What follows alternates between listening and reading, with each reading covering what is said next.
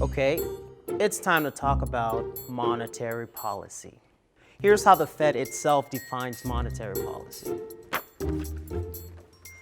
The term monetary policy refers to the actions undertaken by a central bank, such as the Federal Reserve, to influence the availability and cost of money and credit to help promote national economic goals. So what is that supposed to mean? Well, let's break it down. It says that monetary policy is what the Fed does to, quote, influence the availability and cost of money and credit. Okay, they're influencing how easy it is to borrow and how much it costs. Right. The Fed does this to, quote, help promote national economic goals. Oh, like price stability and full employment. You got it. A simple way of thinking about monetary policy is what the Fed does to affect interest rates. And interest rates affect the whole economy. So how does the Fed affect interest rates? By influencing the amount of money banks have to lend. Here's how it works. Suppose the economy is in recession. There's too little business activity and unemployment is rising. Right, a typical recession. Exactly. In this situation, the Fed may adjust its monetary policy by increasing the money supply. And wouldn't that tend to make credit more available at lower interest rates? Right. And that would encourage borrowing by consumers and businesses to do things like buy a car or expand operations. And that sort of activity expands the economy and reduces unemployment in the short run. So in a recession, the Fed's monetary policy would likely increase the money supply. Yes, but in the opposite situation, suppose the economy is growing so fast that it causes inflation to rise. Then the Fed could adjust monetary policy the other way and reduce the money supply, leading to increased interest rates and cooling off of the economy and lower inflation. Now I get it. It comes down to this.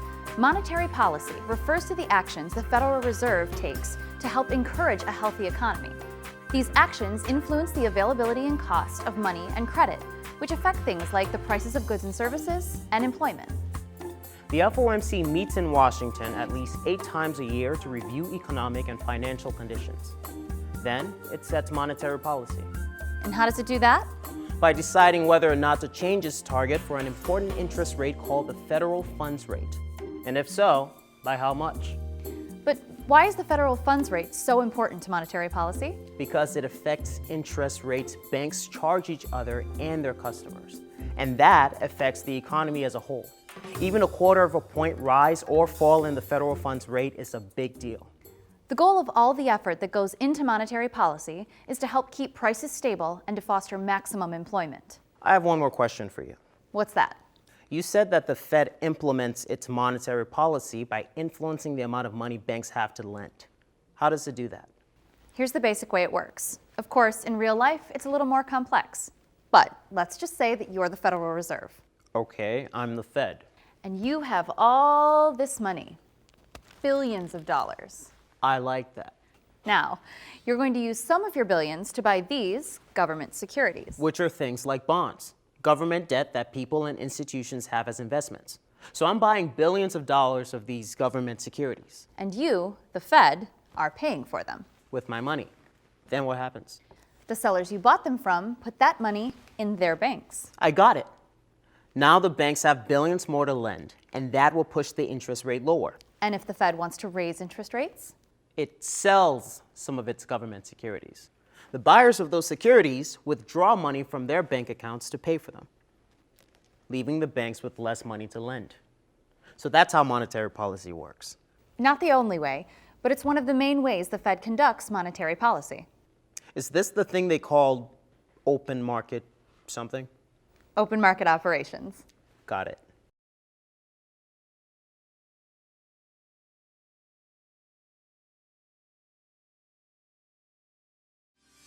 When we say money supply, what we mean is the total amount of money that's available in the economy. Increasing the money supply can spur economic growth in the short run, but if there's too much money left in circulation for too long, inflation will result.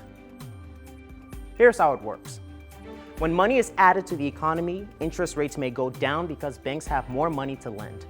Consumers and businesses may borrow more money and may increase their spending, so employment and economic growth may increase in the short term. But if the money supply is allowed to grow too quickly, it can lead to inflation. To prevent high or increasing inflation, the Fed can slow the growth of the money supply. Interest rates may go up because banks have less money to lend. Consumers and businesses may borrow less money and may decrease their spending, so employment and economic growth may decrease in the short term. But this will likely drive the inflation down. Now, of course, when we provide more or less money to the system, that also affects other things. Sometimes it affects the availability of credit, how banks respond, how interest rates move. And so by affecting those things, we also affect the availability of credit and therefore, to some degree, the growth of the economy.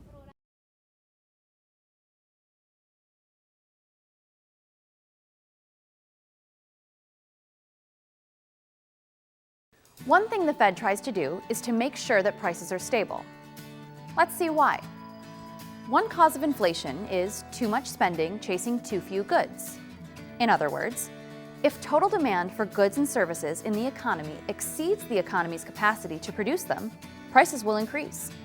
Also, inflationary shocks, such as the quadrupling of the price of oil that occurred during the oil embargo of 1973, can cause inflation.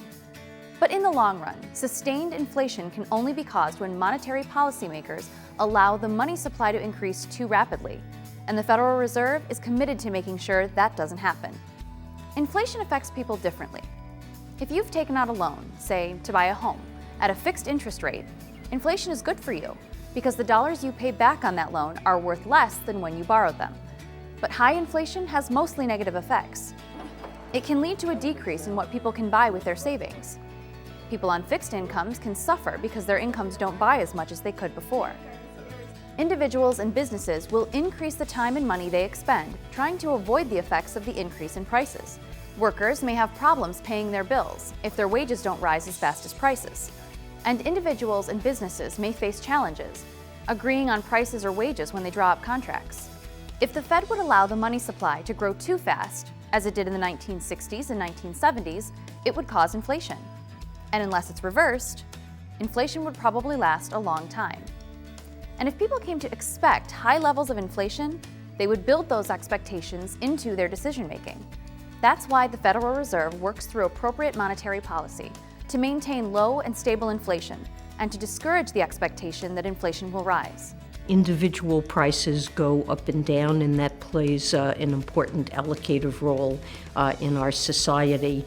But the general level of prices, whether the general level of prices is roughly stable or is rising at a very rapid rate, that's something that importantly affects the plans of savers as they try to plan for their retirement, affects what it means, how difficult it is, for example, to pay off a debt that a household or a business is undertaken.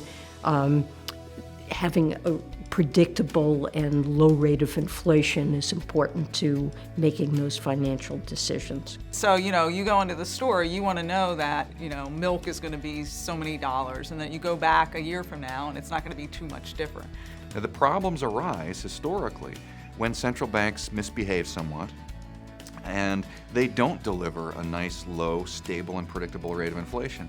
And that's why the Fed and most central banks in the world today are committed to trying to keep inflation low and stable, because it can affect you in that way.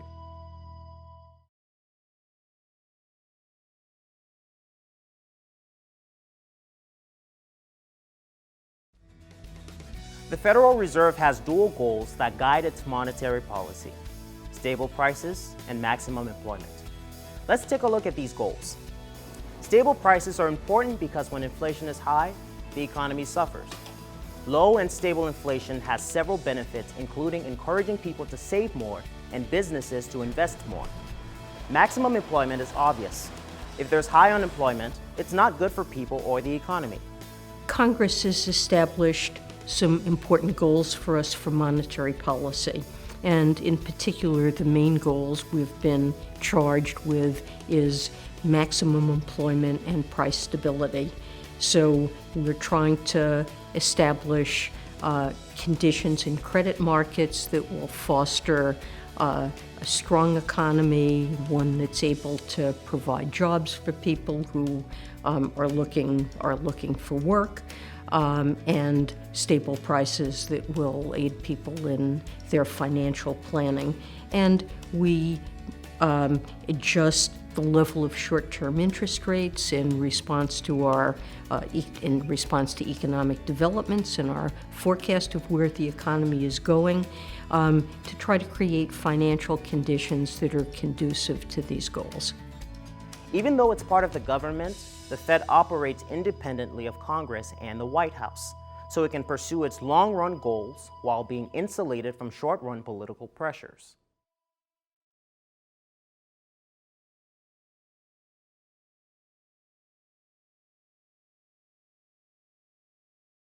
The Federal Open Market Committee, known as the FOMC, is the group within the Fed that sets monetary policy. The 7 members of the Board of Governors and all 12 Reserve Bank presidents, including those who aren't voting members, attend FOMC meetings. Though they all participate in the discussions of the economy and policy options, only the 7 members of the Board of Governors and 5 of the 12 Reserve Bank presidents are voting members at any one time. One of the 5 voting presidents is always the president of the Federal Reserve Bank of New York. The other Federal Reserve Bank presidents vote on the FOMC on a rotating basis. The FOMC meets in Washington at least 8 times a year, with more meetings when they're needed. Everyone participates in discussions, including the non-voting Reserve Bank presidents. They carefully review economic and financial conditions in all districts of the country. Then, the FOMC votes to decide the stance of monetary policy. The Federal Open Market Committee is a group that has been charged with making decisions about the stance of policy. And it consists of the governors who serve on the Board of Governors and the 12 presidents of the Federal Reserve Banks. And of those 12, all attend, but 5 vote at any particular time. And the presidents in particular collect a great deal of information about business conditions and labor market conditions, economic conditions, financial conditions in their districts. When we meet, we go around the table and each person describes their perspective on the economy. You basically bring your information from your district and also your views on the national economy to a discussion at the meeting. And it's a very interactive in terms of being able to share views, diverse views about what we're seeing out in the economy. And we work towards a consensus on policy. So it's a very healthy discussion where we talk about economic conditions, financial market conditions, the outlook for the economy, where the economy we think it's headed, the risk around that outlook, other developments, for example, in the global or international markets that could affect the U.S. economy. And then after debating those and talking about those, we work towards a consensus of setting monetary policy. That may involve changing the target for the federal funds rate, which is the interest rate banks charge each other for overnight loans. Or it may take other measures to achieve its monetary policy goals. Our decisions on monetary policy are based on a wealth of data and information. In addition to data on the national economy that is produced by the statistical agencies, we have a wealth of information that comes from our business contacts around the country about local conditions, about their perspectives on what's driving economic developments, anecdotal information we publish in a regular publication called the Beige Book, and all of that information, a wealth of information, along with computer models of the economy our economists have developed that help us project future conditions, all of that goes into making monetary policy.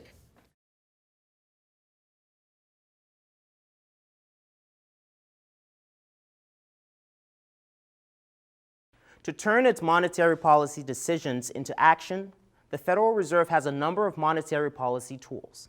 The most frequently used tool in ordinary times is called open market operations. That refers to buying and selling U.S. Treasury and sometimes federal agency securities in order to influence a short-term interest rate known as the federal funds rate. Let's see how those operations work. When the Fed buys securities on the open market, it credits the newly created funds to the dealer's banks. the banks now have more money to lend out, which tends to push down the federal funds rate. The lower federal funds rate will likely cause other interest rates in the economy to fall. Short-term interest rates may stimulate consumers and businesses to borrow and spend more. Employment and economic growth are likely to increase, but inflation may also rise. On the other hand, when the Fed sells securities, it has the opposite effect, reducing the amount of funds banks have to lend and driving interest rates upward. Increased short-term interest rates may cause consumers and businesses to borrow and spend less. Inflation will likely decline, but employment and economic growth may also decrease. The decisions the Fed makes determine the level of short-term interest rates, and expectations about the path of short-term interest rates affect longer-term interest rates. And in turn, those interest rates affect what people pay for mortgages. The level of interest rates also affect, for example, what you would pay on your credit card to borrow. So borrowing costs are affected by the monetary policies that we set. Open market operations are conducted in the New York Fed's market group by the Open Markets Trading Desk. On that desk, traders will buy and sell U.S. Treasury securities to try to achieve a target rate that has been set by the FOMC. The FOMC sets this target rate every 6 weeks at an FOMC meeting and delivers a directive to the head of the markets group at the New York Fed, instructing him to achieve this target rate. We achieve this target rate through the buying and selling of U.S. securities and hopefully influencing the supply and demand of reserve balances throughout the system.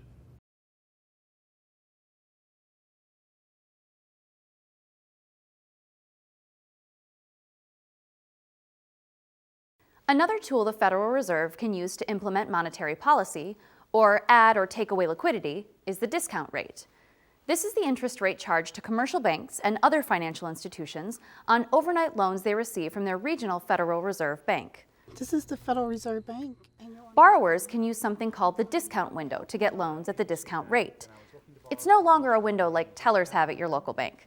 The discount window works by phone calls. I would like to borrow $100,000 overnight, if I may. The discount window supports the Fed's responsibility as lender of last resort. Discount window borrowing provides funds to financial institutions when they lack liquidity. In other words, when they don't have the cash they need to meet the demands of their depositors, usually on a short-term basis. Banks might have a temporary need for liquidity, in other words, funding. Right? They might have, not gotten a payment in, or they might have had other, shocks that meant that in the short run they need some liquidity. But they have long-term assets that are healthy and sound assets.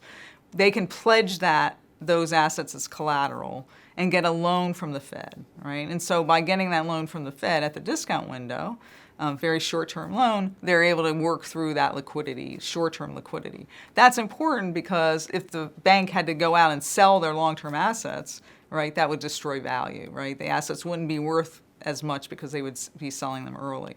That can, hurt the bank. It can create a problem of potential bank runs if people want to take their money out of the bank. So this ability to come to the Fed and get temporary liquidity is very helpful.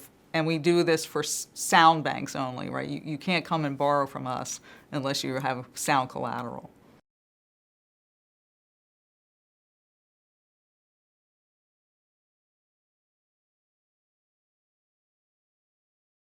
Another tool that the Federal Reserve can use to conduct monetary policy is the interest it pays on reserves. In 2008, Congress authorized the Fed to begin paying interest on the reserves that financial institutions hold at Federal Reserve banks. These payments give the Fed one more tool to control the total size of reserves in the banking system. By increasing the interest rate paid on reserves, the Fed can encourage financial institutions to put more of their reserves in their accounts at the Federal Reserve banks, so they have less money available to make loans to businesses and individuals. The opposite is true too. Lowering the interest rate paid on reserves encourages financial institutions to reduce their balances at the Federal Reserve banks and likely increase the amount they lend to consumers and businesses. So this tool gives the Fed one more way to influence the size of the money supply and, in turn, interest rates. This helps the Fed pursue its monetary policy goals of price stability and maximum employment.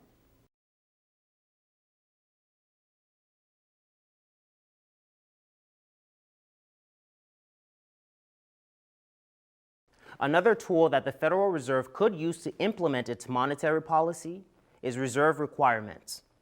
Required reserves are the funds that banks or other financial institutions must have on hand as cash in their vaults or on deposit in their accounts at the Federal Reserve. They can't lend out these funds. Adjusting reserve requirements could be used to affect the money supply and interest rates. Suppose the reserve requirement is 10%. That means banks are allowed to lend 90% of their deposits. Now, if the Fed lowers the reserve requirement to 7%, the banks can lend out more money. This would very likely increase the money supply and lower interest rates. The opposite is true too. Raising reserve requirements would likely lead to a decreased money supply and higher interest rates. We, set those requirements if we were to change them and allow the banks not to have as much on reserve, right? That they would have more available to lend, and vice versa, right? If we increase the reserve requirement, they'd have less, and that can change sort of the credit availability in the economy. However, we don't use it actively as a monetary policy tool. It's a very coarse tool, and it hasn't been an active tool of policy.